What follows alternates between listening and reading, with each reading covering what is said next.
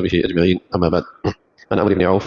رضي الله تعالى عنه قال قال رسول الله صلى الله عليه وسلم: فوالله لا الفقر أخشى عليكم ولكن أخشى عليكم أن تبسط عليكم الدنيا كما بسطت على من كان قبلكم فتنافسوها كما تنافسوها وتهلككم كما أهلكتهم. رواه البخاری و مسلم. عمرو بن عوف فرماتے ہیں رضی اللہ تعالیٰ عنہ، پیارے رسول صلی اللہ علیہ وسلم نے فرمایا کہ میں تم پر فقر اور ناداری کے آنے سے نہیں ڈرتا. مجھے اس بات کا ڈر نہیں کہ تمہاری ہلاکت کی وجہ فقر ہو اور ناداری ہو، لیکن مجھے تمہارے بارے میں اس بات کا ڈر ضرور ہے کہ دنیا تم پر زیادہ وسیع کر دی جائے. جیسا کہ تم سے پہلے لوگوں پر وسیع کی گئی، پھر تم اس کو بہت زیادہ چاہنے لگو، جیسے کہ انہوں نے اس کو بہت زیادہ چاہا تھا اور اسی کے دیوانے اور اسی کے متوالے ہو گئے تھے. پھر وہ تم کو برباد کر دے جیسے کہ اس نے اگلوں کو برباد کر دیا.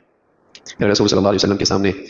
بعض اگلی قوموں اور امتوں کا یہ تجربہ تھا کہ جب ان کے پاس دنیا کی دولت بہت زیادہ آئی تو ان کی دنیاوی حرص اور دولت کی رغبت اور چاہت اور زیادہ بڑھ گئی. آپ علیہ الصلوۃ والسلام کے سامنے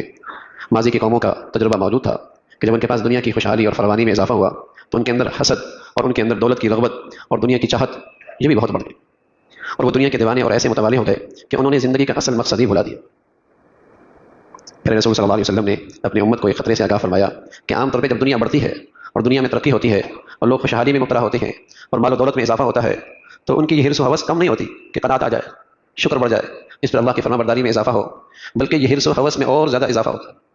اور یہ سلسلہ بڑھتے بڑھتے یہاں تک پہنچتا ہے کہ وہ اپنے مقصدی زندگی ہی بھول جاتا ہے کہ اللہ تعالیٰ نے مجھے کیوں پیدا فرمایا اور میری دنیا کے آنے کی غرض و غایہ کیا ہے اور میں نے پھر واپس کہاں لوٹنا ہے. یہ اسے کوئی خیال نہیں رہتا، اسے اس کا کوئی خیال نہیں رہتا بلکہ وہ دولت کا ایسا جسے کہیں کہ متوالے دیوانے ہو جاتے ہیں کہ بس وہ دولت ہی میں ایک دوسرے سے آگے بڑھنا ان کی زندگی کا مقصد ہو جاتا ہے. یہی ان کا شوق ہوتا ہے، یہی ان کی چاہت ہوتی ہے، یہی ان کی سب سے بڑی خواہش ہوتی ہے، اور زندگی کے مقصد کو فراموش کر دیتے. اور پھر اس کا نتیجہ لازمی ہے کہ جہاں دنیا کی پرستی آتی ہے وہاں آپس میں حسد بھی آتا ہے، وہاں آپس میں بغض بھی پیدا ہوتا ہے، کینہ بھی آتا ہے، اور باہم آپس کے تعلقات بھی خراب ہونے لگتے ہیں. یعنی اگر آپ سارے جھگڑے کی بنیاد دیکھیں گے یا تو زر ہوگا، دولت، یا زمین ہوگی، یا پھر زن ہوگی، عورت. زر، زمین اور زن، ہر جھگڑے کے پیچھے آپ کو عام طور پہ یہی بنیاد نظر آئے. تو جب آدمی دولت بڑی چیز سمجھنے لگتا ہے تو پھر ہر جھگڑا اور ہر لڑائی کے پیچھے یہی چیز ہوتی ہے. یہی چیز پھر آپس کے تعلقات خراب کرتی ہے، آپس میں حسد کینہ اس کو بڑھاتی ہے. پیارے رسول صلی اللہ علیہ وسلم نے اپنی امت کو اس بات سے خبردار کیا، اور آپ نے اپنی امت پر شفقت کھاتے ہوئے اور آپ نے امت کی خیر خواہی کرتے ہوئے آپ نے اس خطرے سے آگاہ فرمایا کہ عام طور پہ دولت میں بڑھوتری اور دولت میں اور اس دنیا میں اضافہ یہ وبائیں بھی ساتھ لے کے آتی، یہ بلائیں بھی ساتھ لے کے آتی ہیں. پھر آپ علیہ الصلوۃ والسلام نے فرمایا کہ مجھے تم پر فقر اور ناداری کے حملے کا اتنا زیادہ ڈر نہیں، بلکہ اس سے زیادہ تم میں مجھے اس بات کا ڈر ہے کہ دولت مندی آ جانے سے تم دنیا پرستی میں مبتلا ہو. پانی اس وقت تک تو اچھا ہے جب تک کہ وہ کشتی کے دائیں بائیں ہو، کہ کشتی اس پانی پہ سفر کر کے منزل تک پہنچ جائے، لیکن وہ پانی جب کشتی کے اندر آ جائے تو پھر کشتی والے تو منزل تک نہیں پہنچ سکتے. دولت اس وقت تک تو اچھی ہے جب تک کہ وہ اس کے ارد گرد ہو اور اس سے یہ فائدہ اٹھا کے زندگی کے مقصد کو پورا کر رہا ہو، لیکن جب وہی دولت دل کی کشتی میں آ جائے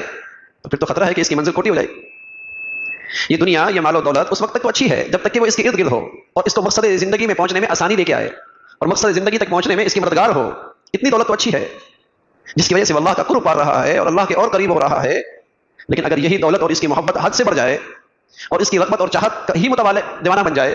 اور یہی اس کی زندگی کا مقصود بن جائے تو گویا کہ یہ دولت اس کی دل کی کشتی میں آ گئی نا، ہلاک ہو جائے گا. پانی کے ہونے کا انکار نہیں، لیکن اس پانی کا اپنے حد سے بڑھ جانا یہ خطرے کی بات ہے نا. مال و دولت کا ہونا بری بات نہیں، لیکن جب وہ اپنے حد سے بڑھ جائے. اللہ کے نبی صلی اللہ علیہ وسلم نے اس خطرے سے آگاہ کیا کہ عام طور پہ جب مال و دولت میں اضافہ ہوتا ہے اور دنیا بڑھتی ہے تو یہ شخص دنیا پرست بن جاتا ہے اور مقصد زندگی بھول جاتا ہے اور اسی کا دیوانہ ہو جاتا ہے، اور پھر یہ حرص و ہوس کو اور بڑھاتی ہے اور اس کے نتیجے میں کینہ، بغض اور آپس کے تعلقات خراب ہونے لگتے ہیں. تو اللہ کے نبی صلی اللہ علیہ وسلم نے اس خطرے سے آگاہ فرمایا کہ یہ ماضی میں پہلی قوموں کو بھی اسی مصیبت نے ہلاک کیا کہ ان کے پاس دنیا بڑھتی چلی گئی اور پھر یہ اسی کے دیوانے ہو گئے اور اسی کے حرص و حرس میں مبتلا ہو گئے اور اپنی منزل بھول بیٹھے اور اس دنیا نے انہیں ہلاک کر دیا. تو اپنی امت کو فرمایا کہ بظاہر یہ دنیا بڑی خوشنما نظر آتی ہے